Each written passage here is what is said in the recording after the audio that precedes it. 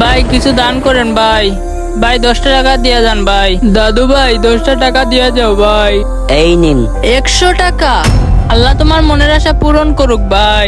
আমরা 5 ভাই, আমার কোনো বোন নেই। আপনি দোয়া করবেন আল্লাহ যেন আমার একটা বোন দেন। আল্লাহ তোমার দোয়া কবুল করুক। হে আল্লাহ, আপনি ওর দোয়া কবুল করেন। দুটি মেয়ের পর কেন যে আল্লাহ তাআলা আরেকটি মেয়ে দিল, জীবনটা একবার শেষ হয়ে গেল। ভাই 10টা টাকা দিয়ে যান ভাই। আপনি এক কাজ করেন, এই প্লেটটা রাখেন। ঠিক আছে ভাই, রাখতাছি। এই নিন, এই মনাটা রাখেন। বাবা এই মেয়েটা রেখে গেলেন কেন? এটা নিয়ে যান। এত সুন্দর মনিটা, ওই লোকটা তো চলে গেল। আরে এ কি, এটা কার নাম্বার? এই নাম্বারটা কার? মনে হয় ওই ছেলেটা রেখে গেছে। আশেপাশে তো কাউকে দেখতে পাচ্তাছি না। যাই দেখে আসি কারো মোবাইল পাই কিনা। আরে ওইখানে তো 2জন লোক বসে আছে, ওদের কাছে মোবাইল পাই কিনা দেখে আসি। ভাই আপনার মোবাইলটা দেন তো একটু, এই নাম্বারে একটা কল করব। আচ্ছা, নাম্বার দিন।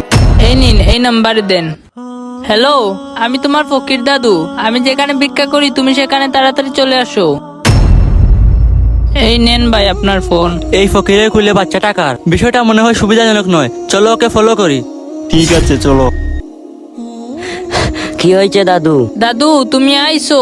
দাদু তুমি যে তোমার বোনের জন্য দোয়া চাইছিলে, আল্লাহ তোমার দোয়া কবুল করেছেন। আপনি এ বাচ্চা কোথায় পেয়েছেন? তাহলে শুনো, একটা লোক তাড়াহুড়ো করে এই বাচ্চাটা দিয়ে গেল। ওই লোকটায় বাচ্চা রেখে গেল কেন?